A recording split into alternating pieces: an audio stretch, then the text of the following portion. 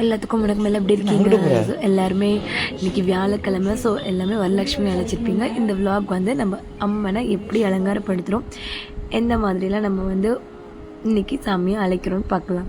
So நான் ready ஆகிட்டேன். So 4:30 தான் நான் வேலைக்கு ஸ்கூலுக்குலாம் போயிட்டுட்டு 2:30க்கு வந்துட்டேன். ஸோ எல்லா ஒர்க்கும் முடிச்சுட்டு எல்லாமே ரெடியாக எடுத்து வச்சுருந்தேன் என்னென்ன பண்ணணுன்ட்டு.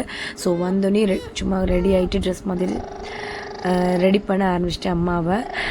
ஸோ ஃபஸ்ட்டு வந்து எப்போவுமே நம்ம பண்ணுறதா இருந்தால் நம்ம வந்து ஃபஸ்ட்டு மஞ்சள் பிள்ளையாரை பிடிச்சி வைக்கணும்.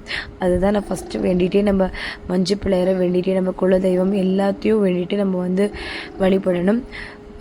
வரலட்சுமி நோம்புக்கு என்ன இருந்தாலும் நம்ம வந்து ஃபஸ்ட் பிள்ளையாரை தான் பிடிக்கணும். அப்புறம் நம்மளோட குலதெய்வம் எழுந்திருக்கணும் அந்த பூஜையில். அவங்களும் நம்ம கூட இருக்கிற ஒரு ஆசீர்வாதம் கண்டிப்பாக எல்லாத்துக்கும் இருக்கும். ஏன் இந்த வரலட்சுமி நோம்பு அப்படின்னு நம்ம வந்து எல்லோரும் நம்ம வழிபடுறோன்னா, சாருமதின்னு ஒரு பெண் வந்து ரொம்ப, அதாவது கல்யாணமானவங்க சுமங்கலி, மாமனார் மாமியார் மேலே அவ்வளோ பிரியமாக இருப்பாங்களாம்.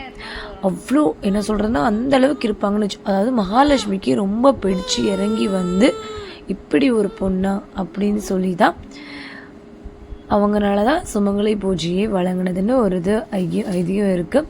ஸோ அப்போ தான் சுமங்கலி பூஜை வந்து ஸ்டார்ட் பண்ண ஆரம்பித்தாங்க. இப்போ நான் வந்து பார்த்திங்கன்னா பிள்ளையாரை பிடிச்சி வச்சுட்டேன். ஸோ நெக்ஸ்ட்டு வந்து நம்ம வந்து கலசத்தில் என்னென்ன போடுறதுன்னு பார்க்கலாம். கலசத்தில் வந்து மெயினாக வந்து 9 இல்லை 11 போடுவாங்க. நான் வந்து இன்றைக்கி 11 போட்டிருந்தேன். பச்சை கற்பூரம், எலுமிச்சை பழம், மாசிக்காய், ஜாதிக்காய், பச்சரிசி, தங்க நாணயம், அப்படி இல்லாட்டி வெள்ளி நாணயம், இல்லாட்டி 9 அரை 11 நாணயங்கள் அதெல்லாம் போட்டுட்டு அதுக்கப்புறம் முக்கியமாக இந்த பச்சை கற்பூரம் ஆட் பண்ணிக்கணும். அதுக்கப்புறம் அந்த குட்டி குட்டி கடுகு சைஸில் இருக்கும், அது கண்டிப்பாக போடணுமா. ஸோ அதையும் நம்ம போட்டுட்டு காதோட கருகுமணியோட அந்த கலசத்துக்கு தகுந்த மாதிரி மணி வாங்கிக்கோங்க. ஏன்னா நான் கொஞ்சம் ஸ்ட்ரகிள் ஆகினேன். ஸோ அதை போட்டுட்டு நல்லா வந்து நெக்ஸ்ட் அம்மனை தேங்காவாக நம்ம பாவிச்சு நல்லா மஞ்சள் பூசி தடவி நம்ம வந்து அம்மனை அதில் வைக்கணும்.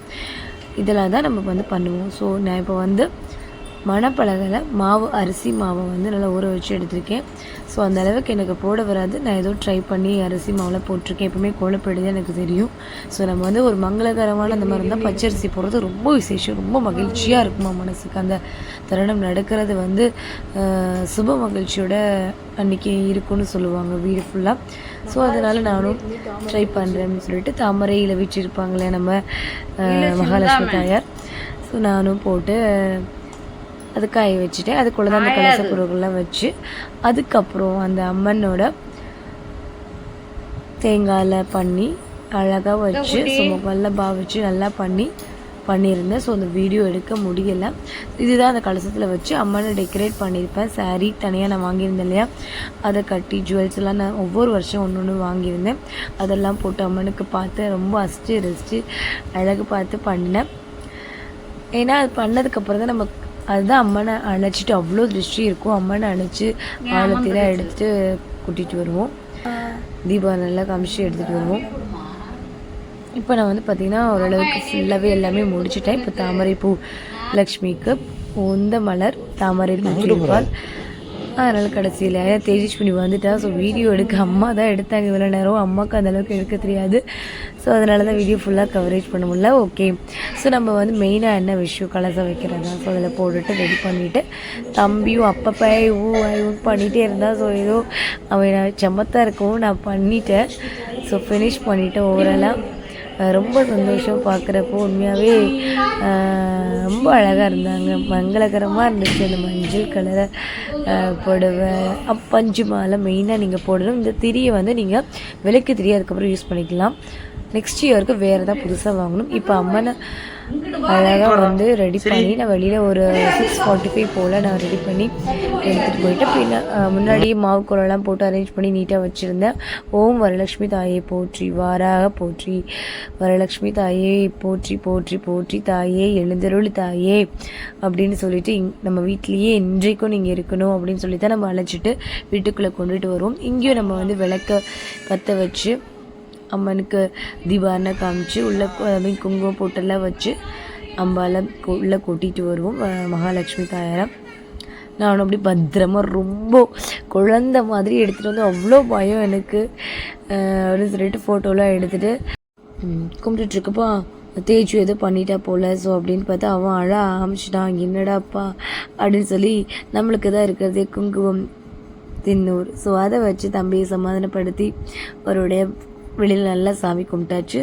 ஸோ சாமி தூக்கிடலாம் அப்படின்னு பார்த்துட்டு சாமி இப்படி தூக்கிட்டு வந்தோம். தேஜு முன்னாடி விளக்கு எடுத்துகிட்டு போனால் நானும் பின்னாடியே போய் பத்திரமா அம்பாலை இறக்கி வச்சுட்டேன். அம்பாள் வீட்டுக்குள்ளே வந்துட்டாங்க. எவ்வளோ மங்களகரமாக இருக்காங்க உண்மையாகவே. ஸோ அவங்களுக்கு பூவெல்லாம் போட்டு அழகாக வரவேற்று இங்கேயே இருக்கணும், என்றைக்கும் நம்ம வீட்டில் எழுந்திருக்கணும் தாயே, அதை மட்டும்தான் நான் வேண்டிக்கிட்டேன்.